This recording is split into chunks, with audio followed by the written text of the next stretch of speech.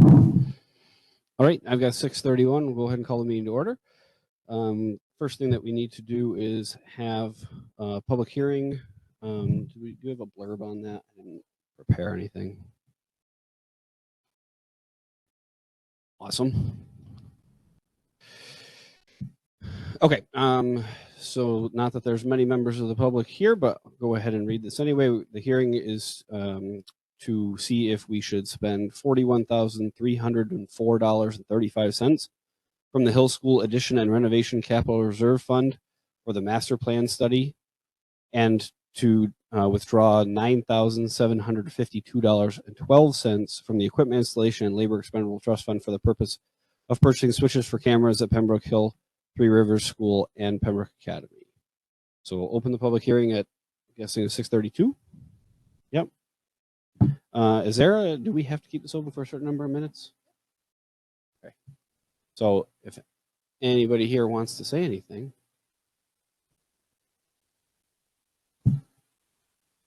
We're going to wait a few seconds so that I don't have to close it at the same minute as I open it.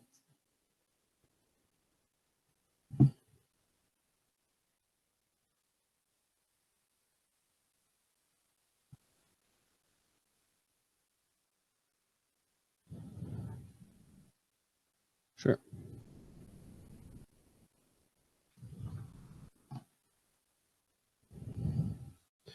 All right.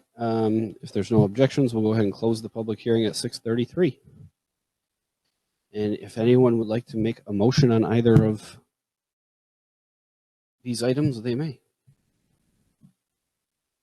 I will move to approve? Okay, to approve the expenditure of the funds from the Equipment Trust and the Technology Trust as stated in. Second one's the Hill School Edition.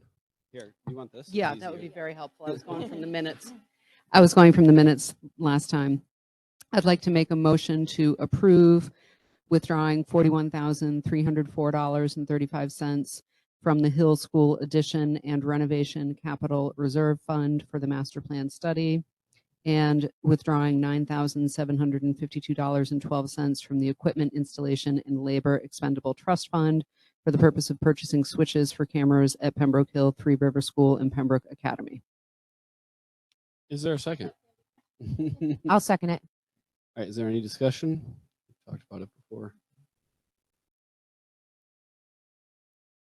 Okay, then all in favor of expending the amounts listed from the funds listed, please say aye. Aye. Aye. Any opposed? Any abstentions? Okay. So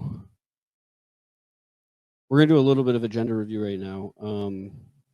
So if you'll notice, we had non-public session moved up towards the front, and that was a specific person that wanted to come and discuss something with the board. That person's not in attendance. We also have a staff member here to discuss a field trip. So we're going to move the field trip up to now, and we're going to table non-public until we'll give the person a chance to arrive, and then we'll fit it in when is appropriate. And if that doesn't happen, then when we get towards the end of the meeting, we can see if there's any other need to go into non-public. But that's the only one that I'm aware of at the moment. So we have, yep. So, you have a hand up. Thank you. Go ahead. Yeah. So Mr. Bernard is here with us this evening because there's a proposed change in the location to the senior trip for next year. And the board policy has been before you move forward with an overnight request that the board give permission before the planning. And they would like to start planning. So Mr. Bernard is here tonight to answer any questions that you might have and ask for your approval to move forward with the planning of the trip. Can I jump in with, I have one question, one comment? Yep. My question is, I'm hoping that there is a plan, even though it's not stated here. And if there isn't a plan, I'd like there to be a plan for, scholarship and support for folks that can't afford the cost. And then my comment is, I'm a big fan of the most teachers to student ratio. I would even support more teachers than is proposed here and wondered if that was possible. I'm fully in support of the field trip, but what was that, the phrasing in that first bullet of supervision concerns have been anticipated. I wholeheartedly agree, and I feel, a high number of teachers will be a great idea. Thank you very much for that. What we have in front of us is at least on the first page, is a general synopsis of the when, where, when, and other details, all put together by my co-advisor, Ms. Allison Gelinas, who also somehow negotiated with Great Wolf. I've been there with my family. I still don't exactly know what type of deal was made with her soul in order to get the prices and how exactly she pulled that off, but somehow she did, and also put together all this information. But if you wanted to scan through, and I don't know if you received in advance, but I made sure to bring a copy as well for those general details. After that, when it gets to pricing, both in terms of chaperones and overall pricing, part of it is contingent upon the amount of students that sign up for the actual event as well. So for this year's senior trip, there were, as I understand it, approximately 37 or just under 40 students that went. Again, having the amount of chaperones is partially determined by that having, while we'd love to have a high adult to student ratio, and I think actually hearing especially from some of the parent staff members, there will be no shortage of volunteers among staff members who'd be very happy to go. If it was a 2 adults to every student that went, it would be a bit onerous upon the class of 2024 to be covering those types of costs. That is why there's also other potential possibilities. The limit that is traditionally put upon the cost that the student would have to pay for the senior class trip is no more than $100. There has been some changing of prices in the world recently, as we've all noticed. So we just included, just for consideration, a different type of number over there. But we do hear and understand that, again, with those higher prices, many families are in a difficult spot. So it's not a requirement that we would need in order to be able to do this. It is also partially contingent upon the continued fundraising the class of 2024 is able to do and our available funds. The prom just finished and was successful, both in terms of raising funds and not losing any members of the class or any other class to the best of my knowledge. So I would, again, that I have a low bar when it comes to that, but other than a brief complaint about the DJ or the food, which has happened in every prom that I've done, and I've done a lot of proms now, unfortunately, things have been working positive in that direction, and we anticipate having the funds to be able to give strong support and potentially scholarships should interest be indicated by students in that one. So I know that was a very long-winded answer to your question, but yes, we should have scholarships, and we can aim for the higher adult to student ratios depending upon, again, how many students sign up and what our available funds are. But other than that, again, everything else afterwards is just, again, different payouts for, I'm going to try to avoid feedback here as I put this down. Given different scenarios, in my experience and having been to the senior class trip that the seniors this year went on, a number, assuming 50 students is usually a high estimate to be going. Then again, this is an indoor water park, so we might find that the numbers are suddenly potentially higher than, I mean, I did use the outdoor water park at this facility, at the other facility previously, and was borderline hypothermic in about 2 minutes. So the idea of an indoor series of indoor pools may potentially attract more interest. But again, even if at the low number that we put for 60, that would still be a significant rise in interest from the current standard. I think the 80 is a extremely, I don't know if to use the term optimistic or not, but I would think it's a very high number, but we still planned it out anyways. But otherwise, I guess I would just ask if there are other questions or anything else that I could potentially do to Anything, guys? address any concerns or anything. Yeah. So if you're fingerprinted, Are school board members I was gonna eligible say. to be Do you chaperones? need a nurse? On a Do you site? need a nurse? I'll pay my own way. I'll go without kids. It sounds like fun. Without my younger one. When I went with my family, I was the only one that used the water slide, so I'm hoping that somebody else would use a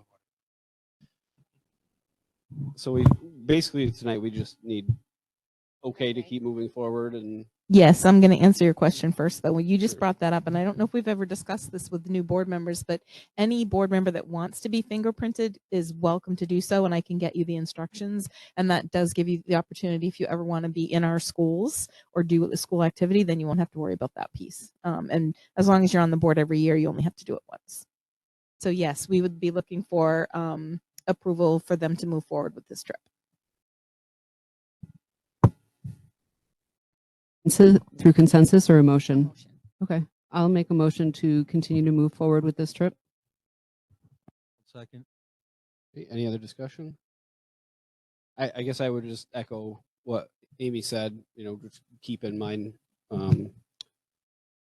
the cost and scholarship stuff and the ratio the best you can. And I know it all kind of depends at this point, but I would say I would echo those sentiments. For any other peace of mind, the more chaperones that were able to be brought, the shorter the shifts in the overnight situation where we'd be watching the halls. And as being older individuals, a shorter shift from 2 to 4 as opposed from 2 to 6 would be nicer. So if there's any way that we can swing bringing more adults, the merrier. All right. Any other questions, comments? So I think just to clarify, Mr. Bernard, I think your concern was the cost to the class for more chaperones. So if the board is interested in having more chaperones and wanted to supplement your funding, I'm hearing that that would be welcome. That would certainly be welcome. And Okay. again, I can give you more concrete numbers regarding that Okay. once I have a bit more of an a gauge of interest from the senior class or the class of 24. At this point, we're kind of looking again to make sure that it's all right to lock down times and reservations and such in that one. And again, take the next steps. Thank you. Good. Okay. All in favor of approving the forward motion of the planning of the senior trip for, I'm going to get the year wrong, 2024, please say aye. Aye. Any opposed? Any abstentions? Cool. Can I ask if there's any interest? We've not expended our board budget and we've not done, I know we used to do sort of a little scholarship type thing, like we did the greenhouse thing. Is there any interest from the board in just saying right now that we want to use, allocate $500 or something from our budget for next year towards senior class for this trip? I don't have any interest in making an actual action on that, like a binding action, but I'm definitely interested in the concept of students not paying anything or this much money for field trips, and whether that is because of fundraising or because it's actually a line item in the school budget or because we take it out of our line item. I'm open to all of those options, but I would want to get, like you mentioned, more concrete information about that before we then took that specific action. Reasonable. Okay. Awesome. Sure. Is there a specific date you would like me to come back to give you further reports, especially considering what you were just discussing? Again, we have all the information we've given to you right now, but I didn't know if it would help if I touched base in October or if you just had some type of time where you. I think, mid fall semester would be good. We're generally flexible because I think most years we don't expend all of our small allocated funds. So, when it gets to the time that you've got good numbers and people are starting to, you've got an idea of who might be coming, who might not be, stuff like that, whatever you think is best. If it's okay with you guys, we could probably do one more discussion, just a brief update if anything had changed in maybe the first meeting of November or something. I still won't have numbers at that point, but I could tell you if there were any other changes, it would be a bit more fresh in the other one. And I think we would probably have some solid numbers for you around the February time period. That's probably what It all sounds great. Well, thank you very much for your time. Appreciate all of it. All right. So moving right along, we will jump into our normal public comment section. So if Mr. Coughlin wants to say anything, he can step up to the microphone. If not, we will move on. All right. So now we're at real agenda review. So like I said, we'll kind of, do we have anything for non-public other than the previously mentioned topic? I do not believe so, unless someone had a question about a staff or personnel approval. I think everything's pretty straightforward. Okay. So we'll float non-public and Yeah, for a little see bit if we later. need it. Okay. And then I do have two things to add, if I might. Sure. We need to add the conversation about the grant assurances.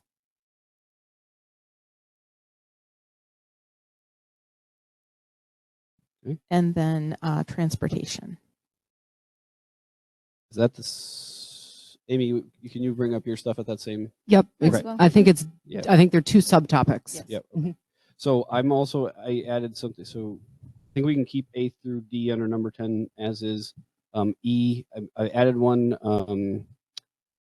I'll just say Carrie's concerns, I guess. It's around some of the Hill School renovation stuff. She just had some comments she wanted me to share tonight. Mhm. But I let her know that Melanie had added a topic around it too. So if Melanie's comments take care of Carrie's concerns, then I'll leave it alone. If not, I'll bring it up as letter E. So we'll do transportation as F, and then the grant assurances as G, and hopefully we can actually get through all that. I don't think any of these are super No. time consuming tonight. So other than that, are we good on the agenda? Though number 8 is going to be 2 items now, right? Because the field trip was one of those 3. Okay. All right. So we have. Sorry, was there? I don't know if I checked with was there anything else? Any other additions or items? Okay. So we got minutes from May 2nd. Is there a motion? I have a couple additions. Okay.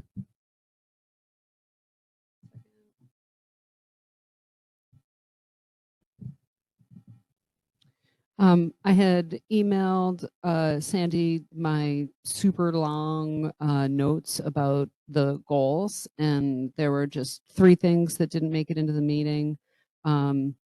So one was overall demographic snapshot of the district's student population. Number 2 was retaining a consultant to help develop a communication plan. And number 3 was having the principals provide their report in written form before the meetings so that it can be shared in writing with the public. So I wanted those 3 things to be added in. And with that, I would move to approve the minutes as amended. Is there a second? I'll second. Any other comments or corrections?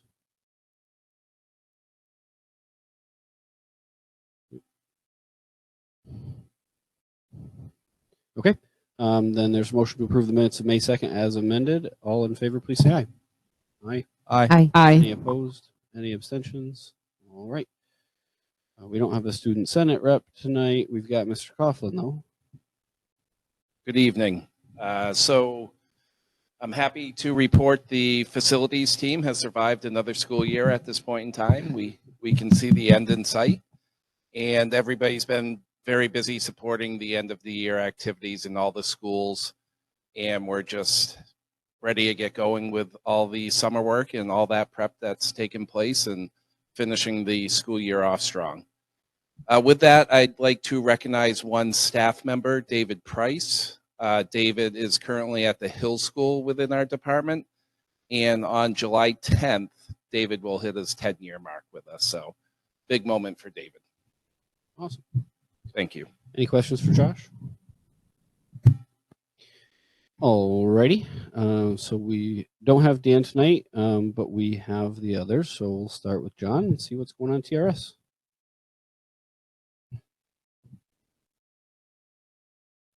A lot going on. We finished our baseball and softball seasons. The boys lost. Was that yesterday? Yesterday in the semifinals, it was a kind of a disappointing loss. But those things happen. We also had our first ever track and field event up here at PA. It was really, really great to see so many kids involved. We went against Epsom, and oh, by the way, the uniforms were donated. Somebody doesn't want to be named. And so that was a very nice gesture. But it was really nice to see a new event, because a lot of times we don't see that, and hopefully it continues. We had about 25 kids, I believe.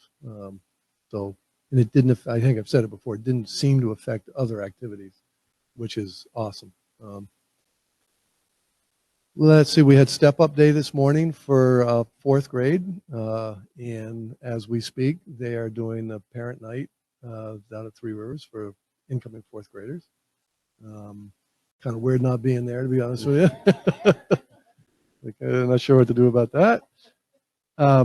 We also had the seniors, the high school seniors came down through today, and they kind of walked through the building. The first thing we do, and they get a kick out of it, is we have some videos from them when they were in sixth grade, went through environmental camp. So we put it in the library, and they get a kick out of seeing themselves in their former life.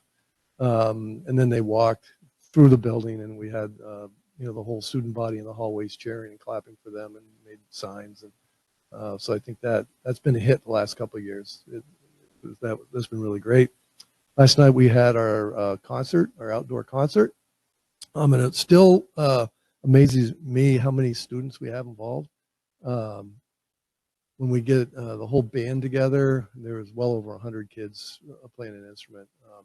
And it also is remarkable that with that many kids, it's quite a challenge to run a show, because it's not like they're adults sitting there. They're messing around, hitting each other and all that stuff. So considering it went well, really good turnout, and it did not rain, although we thought it was going to.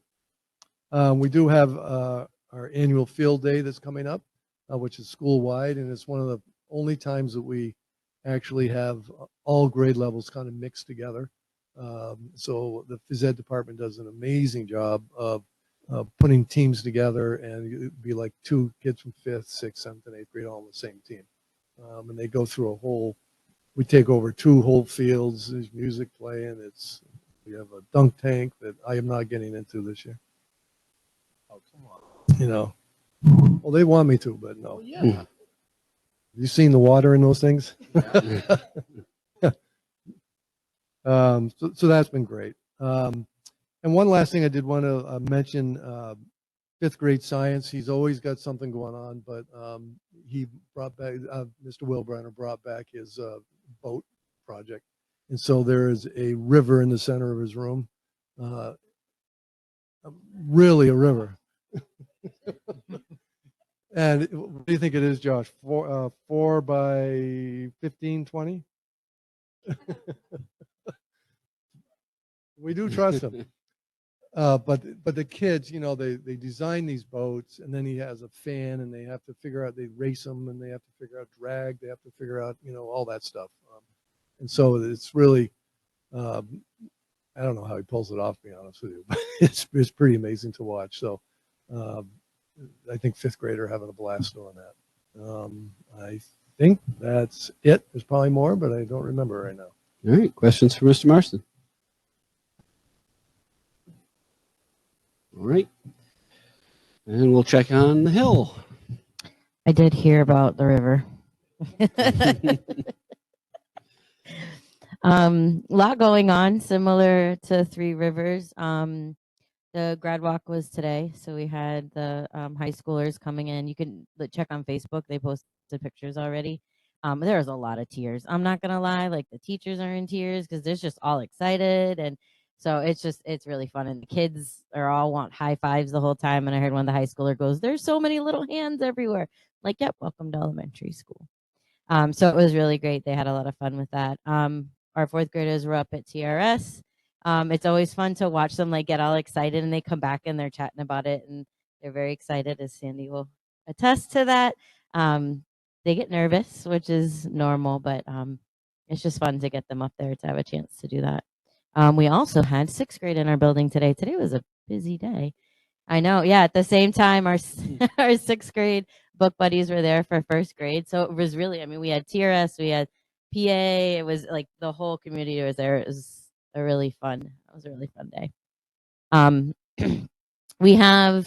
we're doing a step up day kind of in house. It was something that had been done previously, where we'll have the kiddos kind of go up to the next grade just to spend a little bit of time to meet the teachers.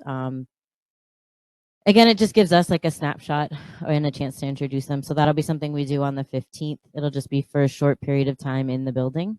So that's something that we're looking forward to. We had our field day. We actually did it a little bit earlier this year, kind of looking at the schedule.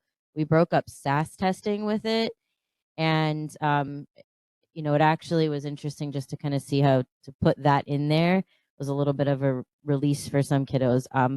It was a lot of fun because it was back to being like a competitive field day, but the way that the team organized it was all by colors. So you had like a white team and there was a kinder first, second, third, fourth. So they were all represented, and across the building they were all like cheering for each other, and it was really fun. And then it culminated in a giant, of course, tug of war.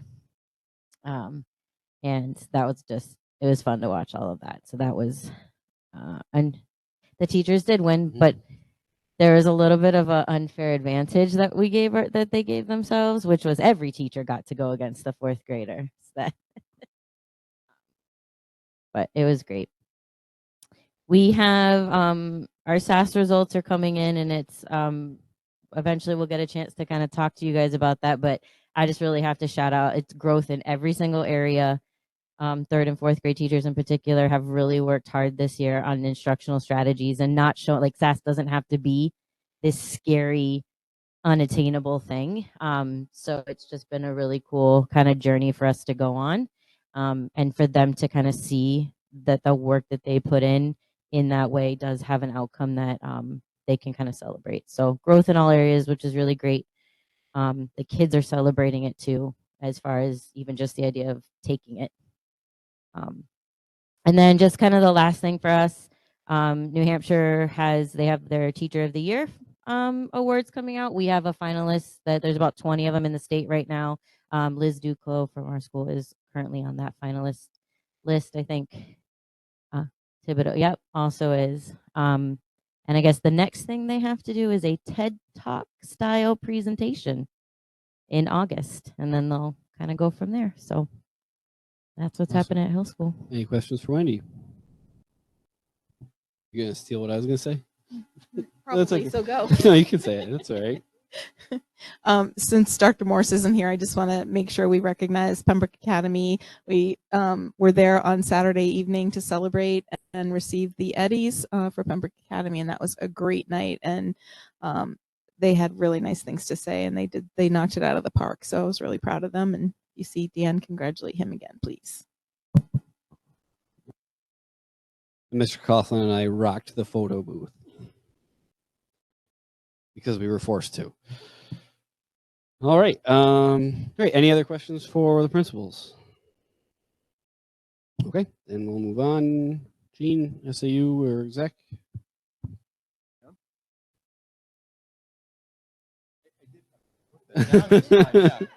I know, I wrote it down this time, believe it or not. So yeah, our next meeting is on the 19th. It would have been better if we hadn't canceled that last meeting, as for me recalling, because my notes are kind of cryptic. But on the 19th, I believe the auditors are coming in to give us a report on the audits that are in process right now.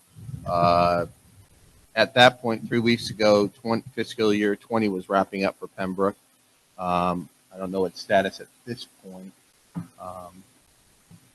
And then the one question that was posed, we went over the SAU Emergency Action Plan, and there was some questioning concerning whether, why certain sports weren't listed, and also that, and these were all outdoor sports, whether the indoor sports were covered by the building's emergency action plan.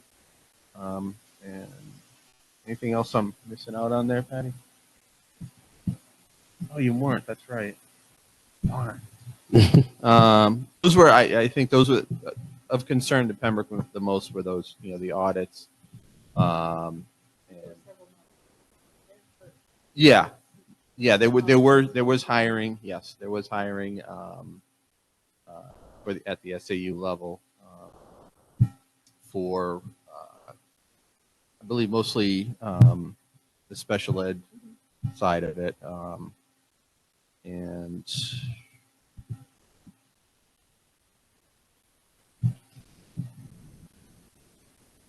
that's about it. Okay. Any questions? Meeting 619. All right. Do you want to speak to Hill right now, or do you just want to wait until the other thing? I can talk Combine? about just the normal Okay. Hill stuff so I can Sounds don't good. have to try to keep remembering. So we've had 2 meetings. We had a meeting May 16th and May 30th. We've been busy. Those 2 meetings were going through spreadsheets of what the new spaces need to be and exactly what the square footage needs to be, all the way down to bathrooms. And we're just about done. Actually, we are done. After we talk tonight, we're done. Things that have come up is there's been some stuff on Facebook, Pembroke pages about, what do you mean we're doing a renovation at Hill? I thought there was enough space when we closed Village. I thought we got rid of the modulars. And Andy and other people have responded and clarified. But something that I noticed when that was being clarified is on the website, on the SAU website, it's really hard to find those old Hill reports. You have to go to the SAU website, then go to Pembroke, then go to other information instead of Hill renovation to find those old reports. So if we can somehow bump those so that if more questions come, if we can bump anything to do with Hill that's right there, so it's not so hard to find.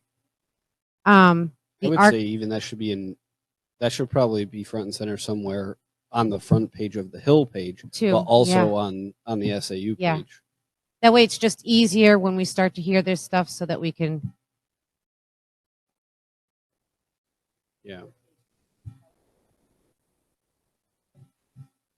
The architects also said they're going to need some community members to spread out information when they start to have online informational meetings and stuff like that.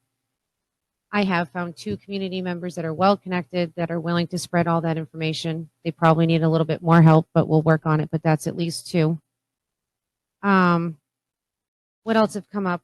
They wanted me to ask about what the school board plan is for growth projections and demographics. Next year, one of the kindergarten classrooms is projected to be 19 kids in a classroom, and that there's rumors, and I don't think that it's public knowledge, or maybe it hasn't gone through, that maybe another 85 units are being built at the golf course. 60. So that's not And they've already finished 68, something like that. 58, 68. okay. So my son just moved down there.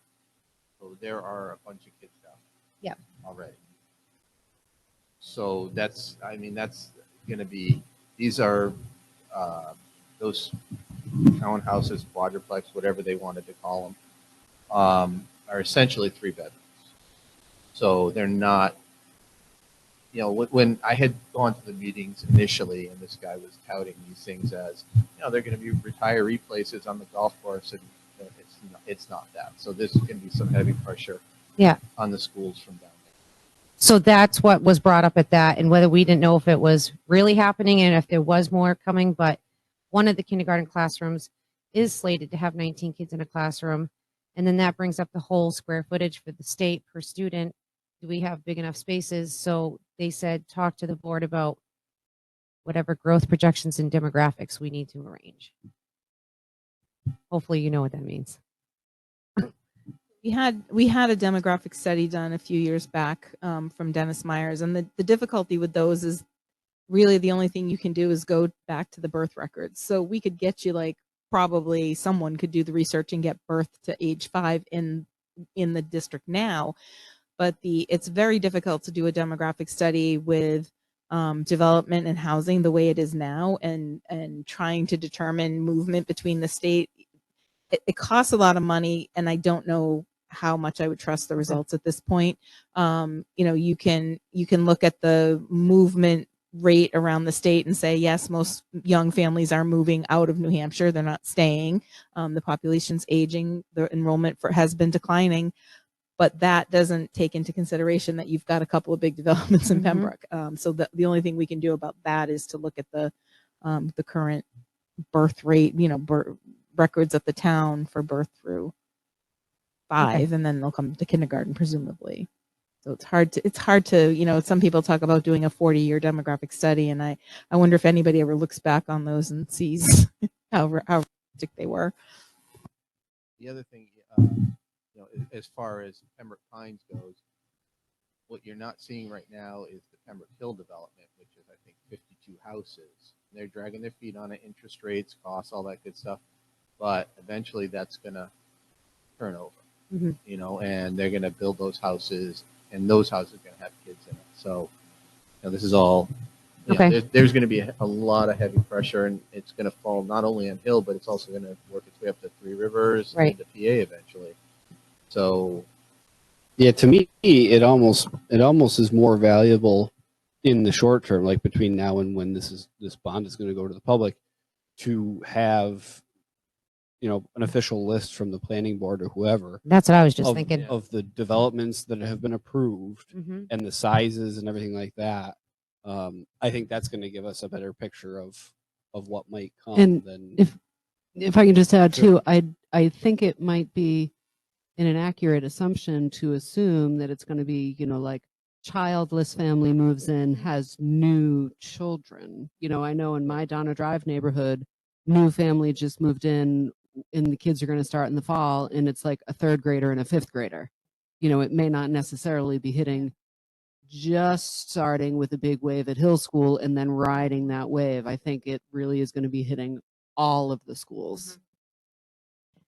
and that's one of the things that when you go to the planning board meetings and the developers talk about these things, they know the pressure that development puts on the infrastructure in the town, and that infrastructure pretty much is a school.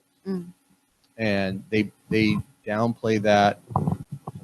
It's incredible how they downplay. They literally lie to you. And you kind of way housing costs are. People are going to snap these up no matter where they're from, and the kids are going to come. Town planner has been wonderful to work with, and she's very responsive. It goes both ways. We actually, before one of those meetings, when a developer came, she actually emailed me. I asked her for the street names, and I said, if you give me the new street names, I can tell you exactly how many students are on each of those streets. So we did that for, I forget the name, but for one of the places, and I think there were 6. It was, luckily they were enough. Like Amy said, you have no way to predict the age. No, if you had 12 kindergartners move in, that's a heck of a lot different than 3rd, 1 from 7th, 2 from 8th.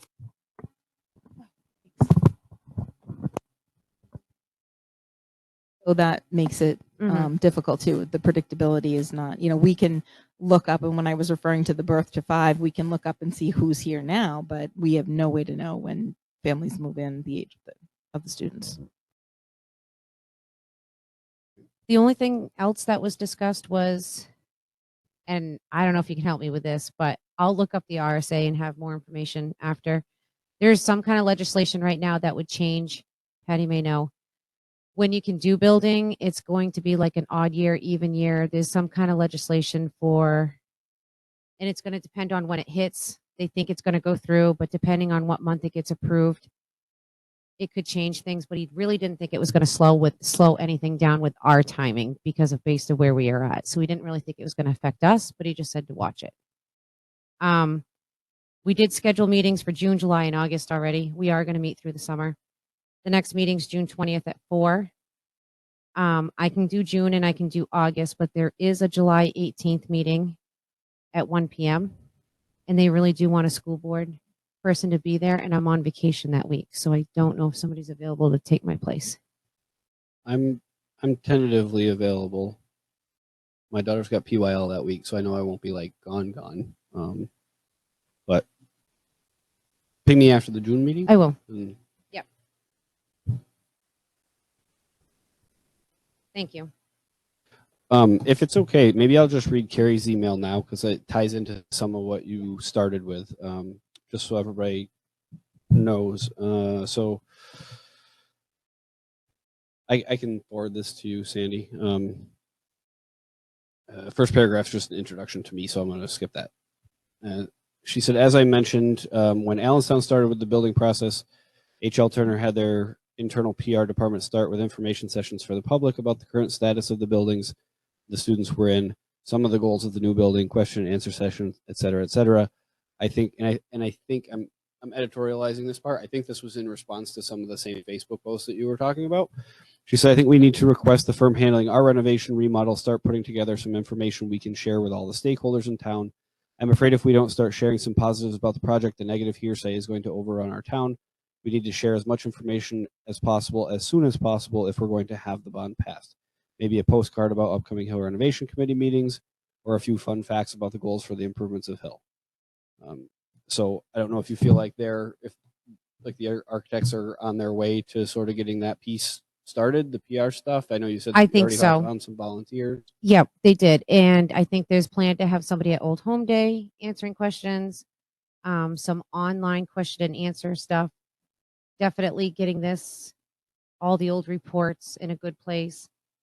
But I'll bring it up again on June 20th. But it sounded like they did have a plan. And then June 20th, we're also supposed to get we should be done the square footage. We should start seeing diagrams, like a rough, yeah. Cool.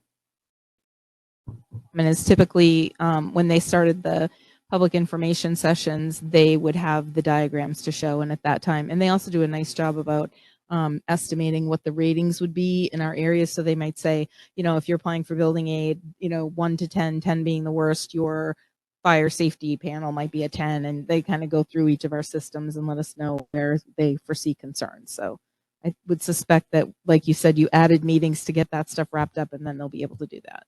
Cool. So one suggestion that I might have, not to put more work on you, but I feel like the first few weeks of school, especially at the elementary level, there's a lot of parent engagement, especially in kindergarten, kids going to school. So, maybe, I don't know, during parent teacher conferences or if there's a fall concert or any time that there's going to be a bunch of people in the building, if we can either have posters or have a plug from you or whoever saying, hey, this is going on, there's volunteer opportunities, here's when the meetings are going to be, like anytime that we can throw that at the families that are at Hill, that would be good. Well, and more to that point, we're paying our consultants a lot of money. Can't they be there at those events too? And Going to be, they're Yeah. waiting for these diagrams. Okay. That's, okay, we had to Yeah. literally go room to room and figure out the square footage right. for each little piece. And then they're going to be building the diagrams. So Yep. we're going to see those June 20th. Yep. Yep. And They Which I will get be. because I know that's the first question everybody's going to have once. Right. Oh, well, let me see the pictures. Yeah. I just wanted to sort of state the obvious too, but I think we all know this, but I wanted to say it. Our process is suffering from like the pandemic blackout because we did a lot of what Carrie is saying. It's just it was before the pandemic, Right. associated with the closure of the Hill School. And then like this whole renovation process stopped when everything else stopped.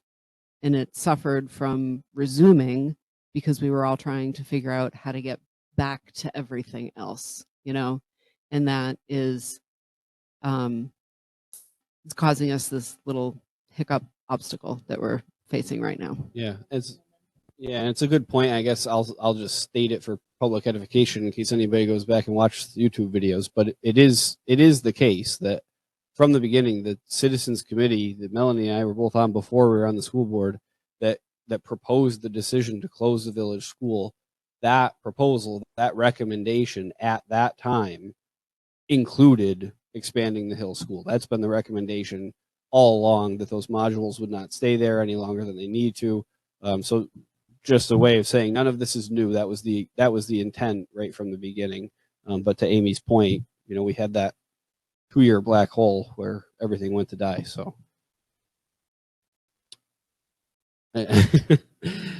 any go ahead. I just had a question about the RSA you were talking about. Can you go back to that? Just what you were. about the building aid? Was it like a proposed bill? It is. Go ahead. Yeah, because It was right.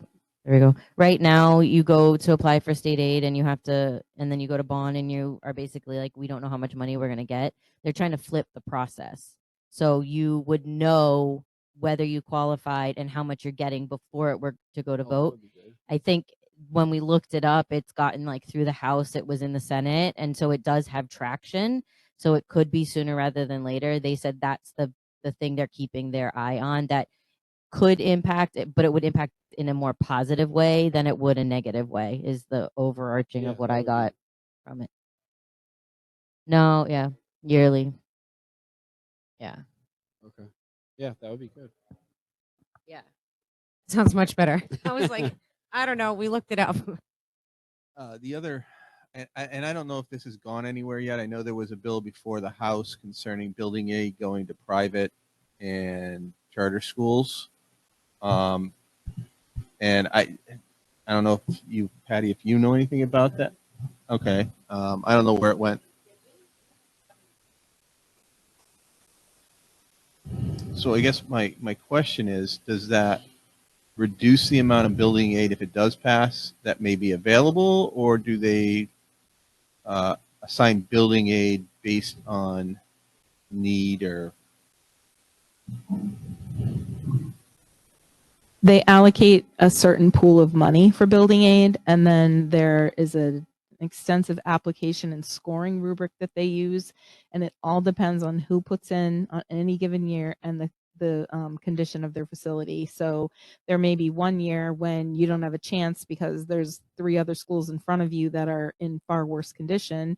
There may be a year when nobody else puts in and we end up at the top of the list and get the biggest chunk. But it's very hard. You really can't predict it. It's just the amount of money they approve that's the only information you have, which is why they're looking at changing that. But to your point, I mean, having more schools apply hurts your chances, and if they were to expand that to non-public schools, that would be detrimental. Okay. Anything else around Hill School before we move on? Nope. Gene, anything from NBC? I think you already talked about. Yeah, we talked about it last time. Yeah. And we're getting, well, and then CIP will start up towards the end of July, but nothing new from NBC since the last time. Okay. I'm just forwarding Carrie's email to Sandy before I forget. All right. That gets us through number 7. On to number 8. We have 2 remaining consent agenda items. First is a staff request. It's for continued enrollment for a non-resident staff member's children. Motion to approve the enrollment request. I'll second it. If we had discussion, would that be non-public? Unless it's very general. Any very general questions? No. All right. All in favor of approving the continued enrollment of the staff member's child, please say aye. Aye. Any opposed? Any abstentions? Okay. Amy, Melanie. Yep. Melanie. The final item is the memorandum of understanding with Hooksett is ready to be voted on. I did submit your couple of changes from the last time. Hooksett was fine with those, so we updated the document and it's ready to be acted upon. Motion to approve the MOU with Hooksett. Second. Any questions, comments, concerns? All right, then all in favor of approving the MOU with Hooksett, please say aye. Aye. Aye. Any opposed? Any abstentions? Wonderful. All right, we have something under gifts and donations. And Mr. Marston may want to speak to this, but I did put the letter in the board drive for the Three Rivers Student Council, collaborating with the community and wishing to give Three Rivers School book sets for 5th, 6th, 7th, and 8th grade. Anything more?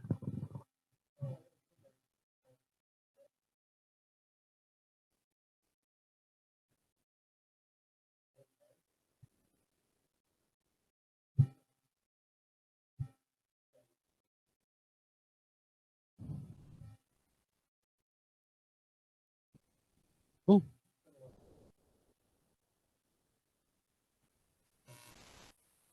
Right. It hasn't come in yet, but I put it under gifts and donations for awareness. Okay. So you don't want a motion to accept it? Okay. All right. That brings us to number 10, which is pretty long tonight. So first is a fiscal update. Dandy summary report, correct? Thank you From very Amber. much. You're very welcome. I was very excited to see it. I told her that you missed those, so she hooked you up. So for surplus, we did your fund balance at this point is $343,157.87. As a reminder, I did pull out your warrant articles to get the total. The total of those right now is 532,000. So, you know, it's possible that once the books close, more money gets freed up because it's really based, this number is based on what we know, and sometimes other invoices come in or sometimes they don't come in. But as of right now, you wouldn't be able to fully fund your warrant articles.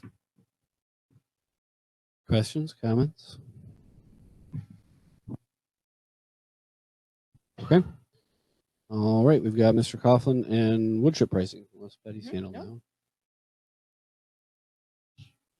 I don't do wood chips.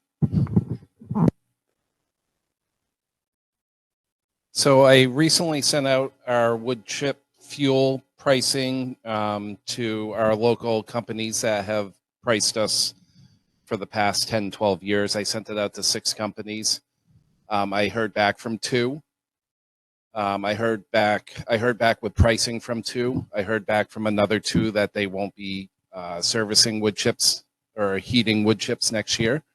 And I heard back from another 2 that they are no longer servicing wood chips. So I'm not sure where that trend is heading, but obviously on the pricing wise, it didn't serve us well this year.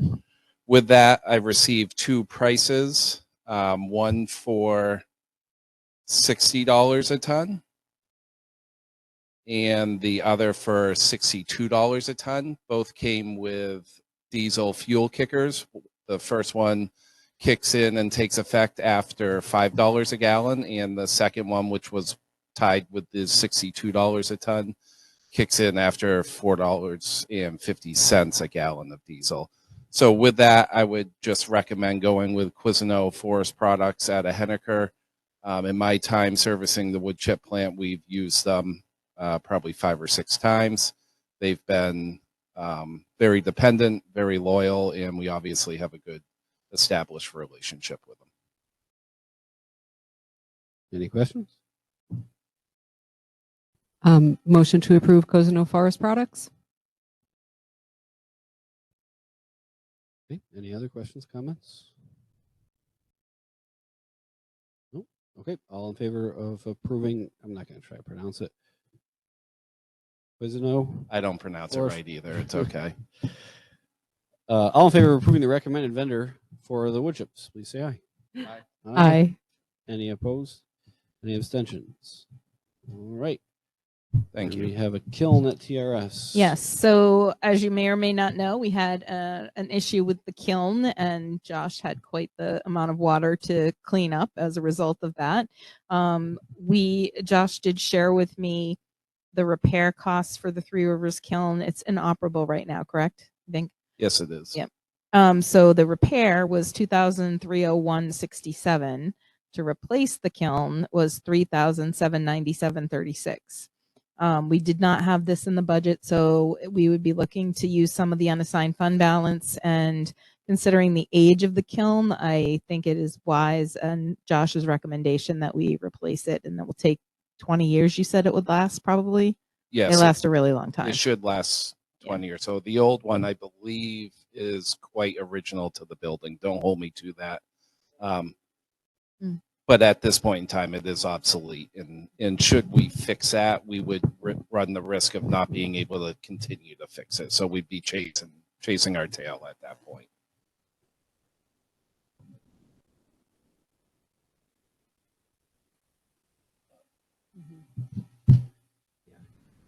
I'll make a motion to purchase a new kiln at the $37.97.35. Second. Any more questions? Discussion? All right, all in favor of purchasing the new kiln for the listed price, please say aye. Aye. Aye. Any opposed? Any abstentions? All right. And we have an item for preschool. Melanie. So, sorry, I was gonna do the intro. You can. And Melanie's gonna take it. You can. away. You absolutely Yeah. can. I'm glad this is choreographed. Yeah. So I was not at the last meeting, so I am going to just do the intro about our preschool and the way it runs now, and then Melanie and Wendy have some information and requests from the last meeting. So right now we've always had in this SAU for a very long time. We call it the TLC preschool program. It's run by the SAU. For many years, it was at Village School, always had at least 2 classrooms because if you've seen a preschool classroom, they have a lot of stuff. We are required by law to start serving students with special needs by their 3rd birthday. So we start at age 2.5. We're notified by agencies and we have to have an IEP in place on their 3rd birthday. So that is a legal obligation. So you're also required to offer the least restrictive environment for preschoolers. Absent having an area preschool that a parent happens to get their child into, which is difficult to say the least at this point, we are supposed to offer typical peers to be in that classroom. We have been cited several years in a row by the Department of Education. We get hard on our special ed standards, and we always lose points in this area because we don't have room. We used to have a close to 50-50 ratio, which is what you're supposed to have for typical peers, and we have almost exclusively special needs students now in those programs. We kept losing space. We finally were able to move. We have 2 satellites now. We have a program in Allenstown. They gave us some space, and then we kept 1 program in Pembroke. We are desperately in need of preschool place. We finally have a proposed solution. When Allenstown Elementary is vacated, the town is assuming responsibility for that building. We are going to be able to put preschool students there. It is less than ideal. That means we have no school nurse. We're no longer in a school building with all of the resources, and we really want to make sure that we get the kids back into a school as soon as possible. It's just always been about space. So because it's an SAU program, that's part of the fund budgeting that you go through every year in the budget. There's a preschool fund budget, and everyone chips in to fund that program. So it's an SAU program. Doesn't matter if the kids are in Allenstown or Pembroke. You add the budget together and you just divide it amongst your share for whoever has students in the program. There was a time when we used to get some tuition for the typical students. It was like $60 a month, I think, just to help offset the costs. We don't do that anymore. We really can't go out there and recruit typical students. So if we get any, we just take them in as typicals to try to help our numbers out, basically. So early intervention is, I think was what Melanie's going to make sure everybody is aware of. That's where your services should start as early as possible. So we definitely have a space issue. We definitely have not only is it a space issue, it's an issue of compliance and having a free and appropriate public education for our littles. So you guys can take it away about the conversations at that meeting. So, near and dear to my heart, the TLC preschool, I would like us to discuss giving this preschool a permanent home at the Hill School after there's a renovation, giving them the space they need for a permanent space. Title I preschool has space and is going to be Title I funded there. The outreach preschool, which does their own little services, outreaching from the community, they have space there. So I feel that TLC should also be there in that building. And I know it's open SAU wide, but for our Pembroke students that start there a little before their 3rd birthday when they're very small, it's invaluable for them to be there with that staff and learn that building and have that other staff from Hill School come in and know that child earlier. That actually can save money as they get older because they're getting the intervention that they need earlier on. And then they're acclimated and the whole team can get to know that kid at a younger age. She explained for the funding, thank goodness, because I wasn't sure how that actually worked. I know, and I did hear that there is a temporary situation where they will actually rent space for next year at the Allenstown Elementary. It may work as a Band-Aid for now, but they've already started not maintaining that building because they're moving. The playground is broken there. I don't know who's going to clean that TLC preschool place over there. So are we going to be paying, is the SAU going to have to pay a cleaning contract? And also there's no nurse there. Some of these students are hugely medically compromised. They may be tube fed. I think by law, there's supposed to be a nurse there. So that will be another expense. And this would be it. I don't know how to explain the building aid. I don't think you can actually get aid for pre-K, right? Yeah. Yes. So when we submit plans to the state, any of your new space, if you submit plans and it says preschool, preschool, preschool, they're going to say, okay, if there were 10 classrooms, you've just lost 3/10 of your building aid because you can't use building aid to fund preschool because it's not required. We are required to service students with special needs by age 3, but for some reason, building aid, because preschool is not mandatory, it's K-12. You can't. So I think part of the conversation that you're wanting to have is this: what is this board's commitment to that? And if it means not getting fully funded with building aid, is that something that you want to move forward, or do you want us to keep the space that we have in a different part of the building and not have them be part of the new space? And it would be on the taxpayers, but it is through the SAU too. So it's not like it'll be part of whatever the taxpayers are going to pay. We're already doing a renovation. There used to be, when my kids were that age, there were 2 classrooms in the back. They had all the space they needed. Their services providers had what they needed. And you're talking a classroom, when Patty said 50-50. Part of the reason my kid talks is because that other 50 was peer model. They learned from their peers. In your speech and your OT and your special ed people are in the classroom the whole time. It's an amazing program. And I think we should invest in it. And I think we should give them a permanent space while we're renovating. And I'll let Wendy say what she wants to do with her building. I forgot one piece that I have to add. The program does pay rent to Pembroke too. So Okay. that it's not because it's an SAU program and there's probably an Epsom student and a Chichester student in there, the space is rented. And the architect did say this isn't unique. He just needed a decision from the Pembroke School Board how committed we are, because it's the last amount of space they need to figure out to give our diagrams. Did you have?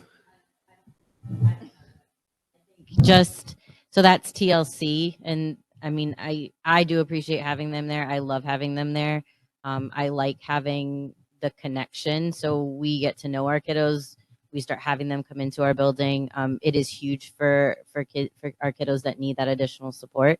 That's the plug. I think the other kind of preschool side is what we're doing with Title right now, and so just thinking in terms of how that would continue, how we would manage it in the building or whatever spaces we would like to continue that. It was something we had for a little while, kind of had to go away because of space and COVID, and just we felt the amount of we're really focusing on early intervention. I would agree that down the road it can save costs when you're looking at services that can tend to kind of balloon up when you get into the older grades if you don't do that intervention early. And as a staff, that's where we are. So it's TLC preschool, but then separate of that would be whatever we're currently funding with Title, which right now is one classroom. It would be, because that's the space we have.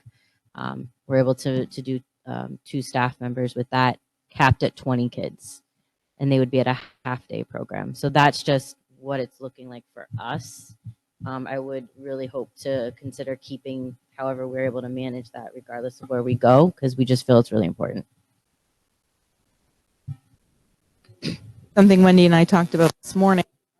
You're almost at offering preschool for Pembroke, frankly, because if you have a classroom of students getting Title I services and you're shooting for 2 classrooms for the TLC program, we have 4 classrooms per grade level. You know, you may get to the point where you actually have enough room to invite students in. There may be a lottery system, but a community preschool, the way Deerfield is running it, they have a lottery and they have parents on waiting lists every year because they have the space to have the offering for parents to have preschool. Questions? Comments? Just from my perspective, I feel as one board member really committed to having a space for this at the renovated Hill School. I think it's both for the benefit of the student, but also for the fiscal bottom line benefit. You know, I think it's justifiable independently on both bases, and I think they're both really important to consider. Others? Yeah. I go right ahead. I think we should be committed to it. At the risk of losing possible building aid, is there a workaround? So I'm just trying to clarify something here. I'm not making any suggestions. Not making any suggestions. So is there It is for any new space, and if you put preschool in a new space, you will have your building aid prorated. okay? So, but if we decided that 3 of the classrooms that currently exist at TRS are going to house that preschool, and we build 3 new ones that are not going to house that preschool, then we're not losing any building aid. Is that accurate? Correct. There's another way to skin the cat too, which is, you know, if you're building, I'm just going to make up numbers, you know, 100 square feet, and that costs you $100,000, and none of that is TLC, then you get your $100,000 of building aid, and then additionally you build more new space for TLC. You're not going to lose any of that $100,000 because you're building more new Correct. space. You know, Yeah. you have to find money to pay for that more new Yeah. space, but it doesn't cut into No, that. you're going to that get your money. amount of building aid. Yes, Right. that is right. And yes, I guess the way that I look at it is we have existing rooms. If those rooms are designated for preschool, as long as they're appropriate to do so, then we're not risking any building aid. And I haven't been involved, so I'm really just spitballing here. But my sort of very loose vision of what this project looks like includes, I don't know, 10%, like some extra room, like the idea of the projects that we've talked about in town. Like I wouldn't think that we would be designing a building to exactly fit the number of students that we have right now. Anyway, so there might be what could be considered loosely an extra classroom or 2 anyway. They don't need to be designated as preschool classrooms, but Right. I would think that after this project, if we didn't discuss preschool at all, there should still be room for a designation of preschool at that building. we do. So existing, when you talk about existing rooms, if we turn in our existing plans, there are no preschool rooms because they're in the modulars. So I think that's why the architects are saying, okay, how far does the board's commitment go to make this work to keep preschool?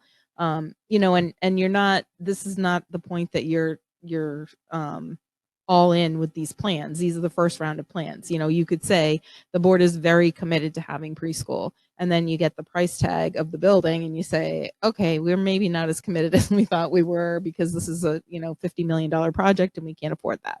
But for first round, you know, if the board can give direction to the architects about your commitment for preschool, at least that will help them get the first set done.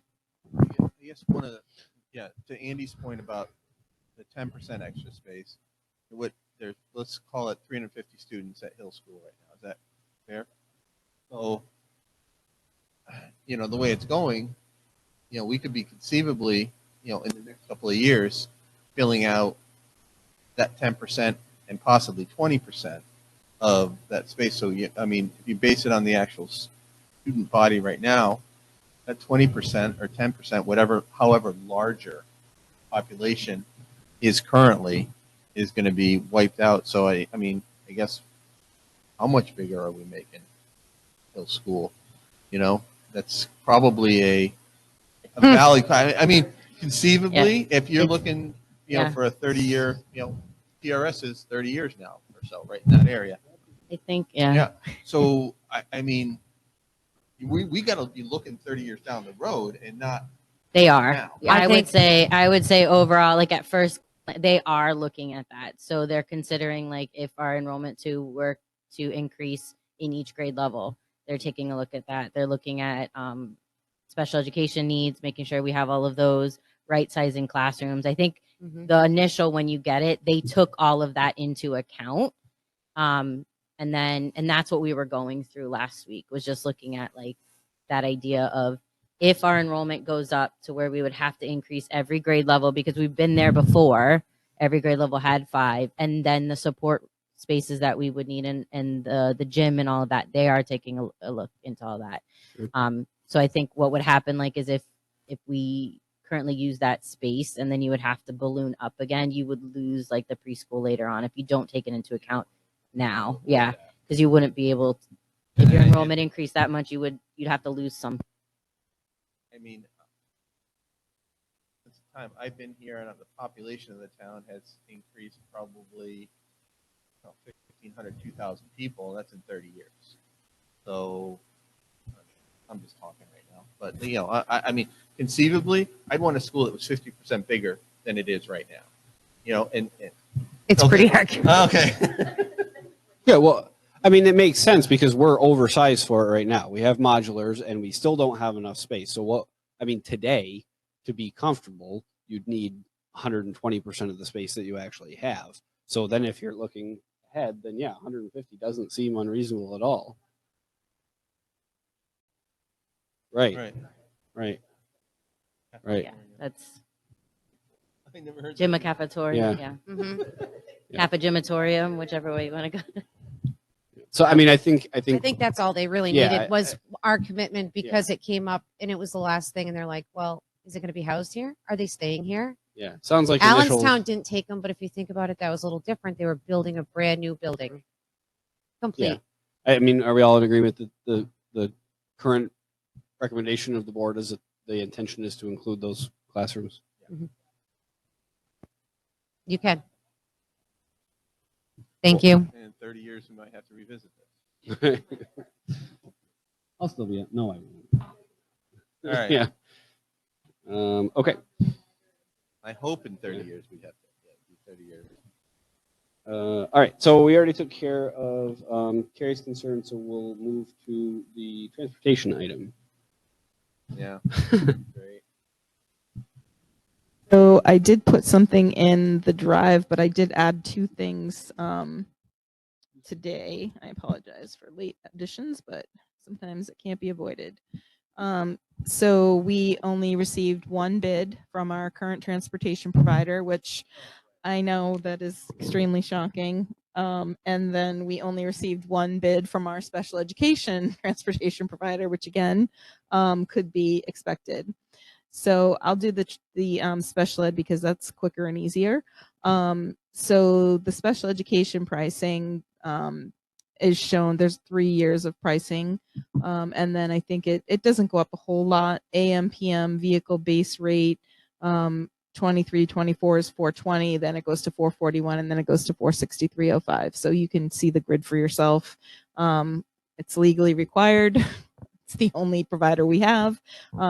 So the issue with this is, you know, you'll presumably approve your special ed transportation since it's required by law, but as students come and go throughout the year, that's when we run into significant budgetary issues, because we give them what we know right now. They give us a price, and then, you know, in 2 weeks when we place a student in a placement and we call them and they say, hey, we gave you what we had, we can't take that student, and then that's when we have to go finding other transportation that can be extremely costly. So it is what it is at this point. Do you need action on that one? We will. So do you want to Yeah. just take that one? Just- If you want to do it separately? Yeah, motion Sure. to approve the Durham Schools contract. Nothing we can do about it at I'll this second time. it. It's a great preview for the forthcoming Right. second subtopic. Yeah. Any discussion around that one? Are all in favor of approving the RFP for special education transportation services? Please say aye. Aye. Aye. Aye. Aye. Any opposed? Any abstentions? Okay. Great, thank you. I had asked Amber to do a grid, and that has been in your drive. I wanted her to look at all of our districts and what they had put in their budget versus what the actual cost came in for transportation. And she did put an increase in everyone's budgets, but some districts made out better than others. Your budget would be short by 7,747, and that also leaves no room for the McKinney-Vento students that we know. Some of them we have now, and some of them will be coming and going throughout the year. I believe, though, that that is if you have all your buses. So if we don't have all of our buses, clearly we'll have a surplus in that area again, as we have. So we did put in for the full amount of buses that would be ideal, not knowing how many we'll actually get. We don't usually know that until August. So, and I did do a memo, if I can just go over that quickly at the same time. That's what I put in this afternoon. Just letting you know, Dale is the sole bid that we received. Amber did speak with the representative, and they had indicated they would be willing to discuss lowering the increase in the first year to spread out over subsequent years if that was something boards were interested in doing. So they may be able to make your budget break even, but then the increases on years 2 and 3 are going to be even higher. So it, depends on how you want to approach that. And then Amber's also willing to have a conversation regarding a 5-year contract if they could lower the percentage increases. That is something that the board decided to do on the last round. I don't know if you're ready to commit to another 5-year transportation contract, but those are options, and Amber would need to approach the company if you chose to pursue either of those two options. The executive board is going to meet on June 19th, and I'm hoping to be able to take them the feedback from each of the districts to determine what the next steps would be. So tonight I would, I think regardless, we're going to need to approve our transportation RFP, but you do have a couple of other options to explore too if you're interested. I think we should approve this 3-year contract. I think an initial savings just kicks the can down the road if we do the cheaper this year, more expensive for 2 years. And I don't think it's worthwhile to get ourselves locked into a 5-year contract when we're starting to explore options to extract ourselves from this horrible situation. Any other comments? Did you make a motion? I'm sorry. Was that No, okay? because I'm not sure where everybody else is. Yeah, And I had agree with some everything you rather just strong said. feelings. I agree too. I don't want to lock into a 5-year. All right. Well, I'll make a motion to approve the 3-year bid. Second. Any other discussion? All right, all in favor, please say aye. Aye. Aye. Any opposed or abstentions? All right. And we have some follow-up, yes? So my topic was, I'm going to take this out, to study up on electric buses and, some form of the SAU or the Pembroke School District getting its own fleet of electric buses. So we can do the double whammy of not being dependent on, this or any other transportation company, and put our, youngest lungs in the community in a healthier position. Also, as I learned when I was doing this, the sound when the kids sit in the back of the bus, the sound that they're exposed to is akin to the decibel range of the quietest of jet engines. And, all of us that have been in a bus know that. That's why it's so loud, because the kids talk really loud so they can hear each other over the sound. So there's a lot of health benefits too. So the bad news, of course, is that an electric bus costs 2 to 3 times more upfront cost than a diesel bus. And in hard dollars, that's roughly about $200,000 more than a diesel bus. But there's 2 good news stories here. One, if we were to go out on our own and purchase buses, there is, through the Inflation Reduction Act and other grant sources, there is so much funding available that in the end, when you factor in all that grant funding and the drastically reduced operational and maintenance and fuel costs of the buses, they end up being significantly cheaper than a diesel bus. Two, I learned there is a company based out of Beverly, Massachusetts, so not too far away. It's called Highland Electric Fleets, and they offer 15-year subscription services for bus contracts. So they actually do all of the upfront work. So their services include the buses themselves, the depot, the charging infrastructure, scheduling, training, ongoing maintenance and replaces of the buses as needed for a low monthly fee to be determined. And part of how they make their money is in the depot, is a bunch of batteries and an infrastructure that is used to charge the buses. And when the buses are not being run, that battery power can actually be sold back to the grid for profit. And so they game that system and make money off selling the battery that they skim off the system when the power is cheaper. So we don't care about all that. We don't care what they do with the energy in the batteries in the buses when the bus drivers are not driving them. But that's how they subsidize this financing model. So I found a really great podcast. Sorry, I'm like the one-handed person here.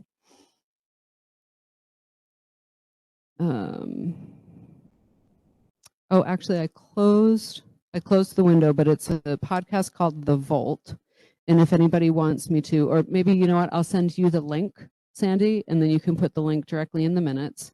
It's about an hour-long podcast where the talk show host interviews like the CEO of this Highland bus company. And I think, because it doesn't cost anything for somebody to reach out to this company would be an obvious next step. Like, hey, here's our school district. Could you come here? They service school districts around the world, around the country. I think the statistics were something like 5 years ago, 2% of the school bus fleets nationwide were electric. As of this year, 10% of the school bus fleets nationwide are electric. And I was surprised. That was much more than I thought. And by 2025, the estimate is that it will be 40%.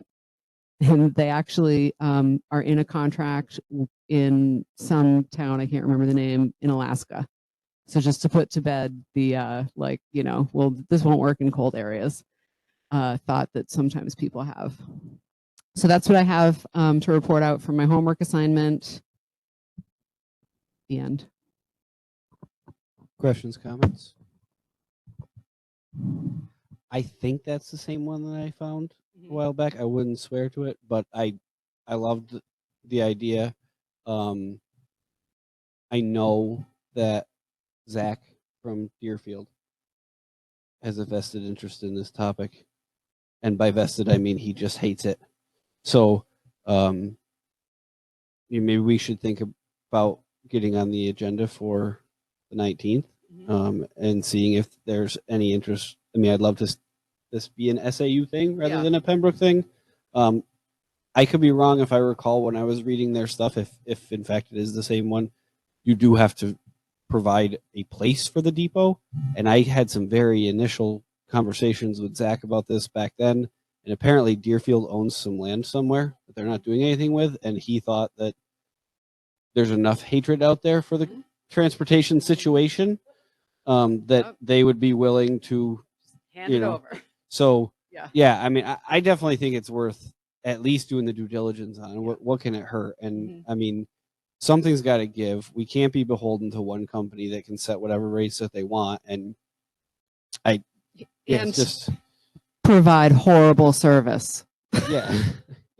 And I mean, I did look back then too, even at like what I found, I made an imaginary house on a map that was in the farthest northwest corner of the Chichester district and where this proposed depot would be in Deerfield. So it was the absolute longest, and their what they said these buses could get on a charge was well within the range. Yeah, they said their Um, max route run was 160 miles. Yeah. So, I mean, I'm sure there are downsides, but so far, I mean, everything that I've seen about this, we should look into it, and I'd love to get them in here. I don't know if they'll come or if they'll come virtually or whatever, but I'd love to get more information on this. Cool. Any other questions, comments on that? I guess for action, I don't know. Yeah, I don't know if I can make it that night. Amy, are you available by any chance? Yeah, I'm available. Okay. If they'll, yeah. I mean, it's up to you. I don't want to.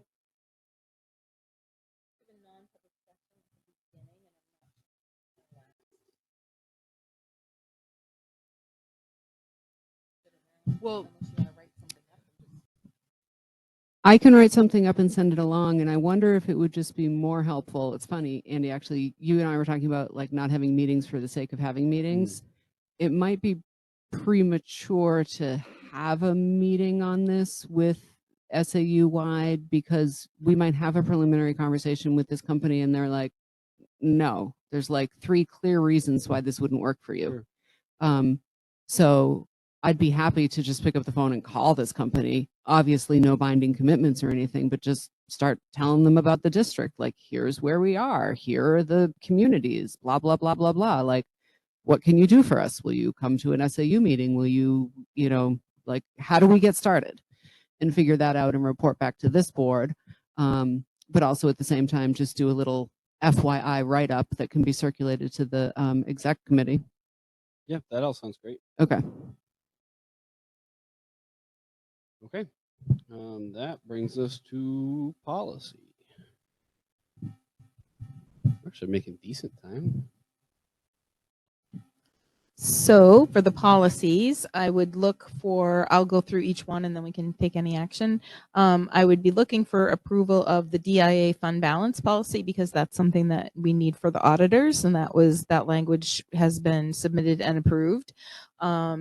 Then we would be looking to delete the 2 guidelines for chaperones. That's procedure. It doesn't exist in the policy manual, and each of our schools does have their own procedures for field trips.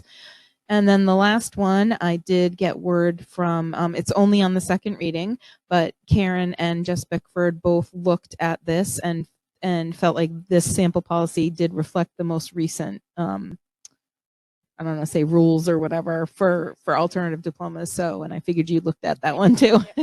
So it's only second reading, but it is looking like it's in good shape so far, unless people come up with changes in the meantime. Okay. Does anyone want to make a motion on DIA? Motion to approve. Is there a second? I'll second it. Any other discussion around that one?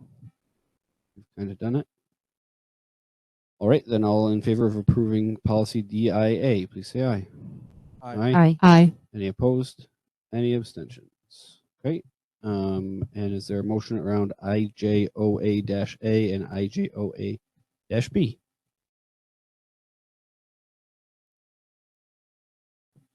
I can see the letters. You're looking for us to, yeah. Rescind. Rescind is the word? Yes. Okay. I'll make a motion to rescind IJOA-A We can do them both at the same time if you want. and IJOA-B. All right, is there a second? All right, any discussion on those 2? All right, all in favor of rescinding IJOA-A and IJOA-B, please say aye. Aye. Any opposed? Any abstentions? All right, and we'll take one more look at IKFC. All right. So still nobody for public comment, so we'll move past number 12. We have an Actually, hang on one second. I did send you an email because I got an email to be read for public comment. Oh, my bad. I forgot all about that. Yep. Because I think it was seen on the agenda, and I think it's a moot point, but if you have time and you want to read I will. it. No, thank you very much. I would have felt bad if I forgot that. Okay, so for public comment, I will read this email. So this was sent, it was actually sent to Melanie and Amy but it was forwarded to me. So it says, good evening. My name is Lauren Dwyer. My family and I reside at 229 4th Range Road. It has come to my attention the TLC program is in need of a space in Pembroke. I am writing in enthusiastic support of including a space for the program in the up-and-coming renovations at the Pembroke Hill School. My daughter is now 13 years old and began her academic journey at 3 years old via TLC. My daughter was provided with an excellent and inclusive education, including speech therapy and occupational therapy, all within the classroom setting. TLC provides a setting unlike any other in terms of early childhood supports and services, which has proven to increase a child's success both academically and socially. Losing TLC would be a detriment to our students, their families, and our town. The cost of creating a space for the program will fall on the taxpayers, but it is a cost my family will happily pay as it is an investment for our children and students. TLC helps provide our children with the gift of language and communication. It is impossible to put a price on that. Thank you for your time and consideration, Lauren Dwyer. When, if I could, just if you, I don't know if you have comments on that, but if you could forward me any emails so that I can make sure they're attached to the official record, that would be great, because that was read now, and then anything else that comes in that I don't have, then we'll make sure it gets saved in your official packets. Thank you. I'm forwarding to Sandy. I'll copy you. Yeah, thank you. Because we keep the official record at the SAU. Cool. Okay. Yes. So I think we've already talked about that, but all right. So that'll close public comment. We do have an informational item. Yes. Oh, wait a minute. We forgot your grant assurances. Yeah. Oh, geez, we can't forget that. Thank you. We'll go back to G. Thank you. So each year we are now required to put grant assurances on our agenda and make the discussion part of the minutes. The grant assurances are initialed and signed by me and by the chair of the school board, and we are assuring the Department of Education that we are complying with and following all rules and regulations, which allows us to receive grant funds. So we need to acknowledge that for the minutes. I think that's all we need to do. And Andy signs them on behalf of the board. Yep. I did just have a question in there. I know that, and I understand why, but I know that we might have some, technical non-compliance with our audit situation right now. I just wanted to make sure that we had, carefully cross-referenced all the assurances that we were making to make sure that we could make them. Yes, we do sign our assurances to make sure that we get our grant funding. The Department of Education is communicating with us, getting updates to make sure that they know that we're working on them. They know that we're behind, and they have not at this point. Of course, everyone's concerned, but it hasn't impacted. Okay. So if there's no other comments or questions on that, it is acknowledged, and we will move on to number 13, an informational item on an equipment grant. Yes. So I just wanted to commend and bring to your attention that all on her own, our new food service director heard about a grant through the department, through the state, and took it upon herself to apply for a couple of items for the kitchen. And she was actually awarded $13,592 for, I don't know what this is, Metro Heat Holding Proofing Cabinet. So it's to be a significant piece of equipment for the kitchen. If it's 14, yeah, sure. Yeah, well, everything in the kitchen is insanely expensive. So I thought that was amazing initiative. I thanked her and I told her that I was going to be bringing that to the board's attention. Way to go. Yeah. Fantastic. Yeah. Not to steal thunder, but just because I can't remember if I actually brought this up at a meeting since it was official, but we did get the final approvals, insurance binders and everything for the schoolhouse grant. So I think Mr. Coughlin's been in contact with the contractor. It's on the schedule for some time, and there's a plaque thanking the Moose Plate Foundation hung up over there. Yep. So that's in the works as well. The only reason I thought of that is because it's also around $13,000. We like money coming in. Yeah. It's not on the. It's on the. Yeah, that's registry. a whole. Let's That's not a talk whole about the other historical thing. register. I nominate Jean Gauss to apply for the National Registry of Historic Places. No, it's a thing. It's a big thing. All right. So I don't know if this just didn't get removed. It didn't get removed. for Okay, non-public, so you we mean? so we don't have any need for non-public. Not unless the board is aware of something I am not. Don't think so. All right, so that brings us to 15 appointments, resignations, and retirements. None other than to wish Mr. Marston, thank you. Good luck. Have a great time. I think this is your last meeting. Thank you for everything.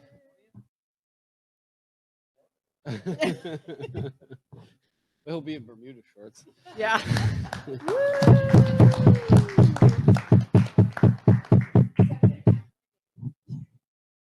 I will say for number 15, before I forget, I want to do this tonight instead of the 20th.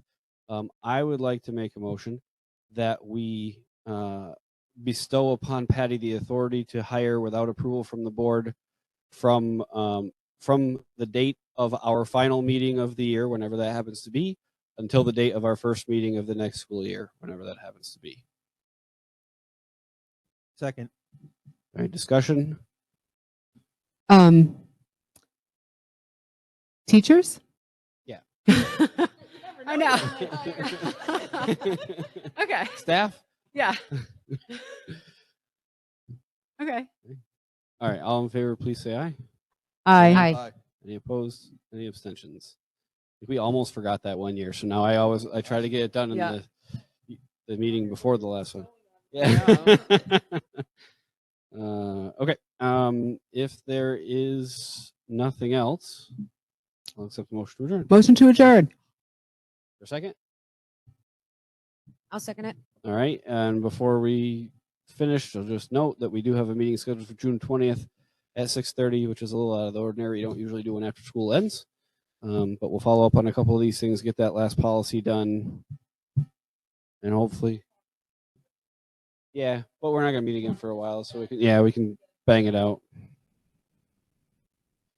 All right, then all in favor of adjourning at 8:08, please say aye. Aye. Aye. Aye. All right, thanks everybody. Thanks, Stevie.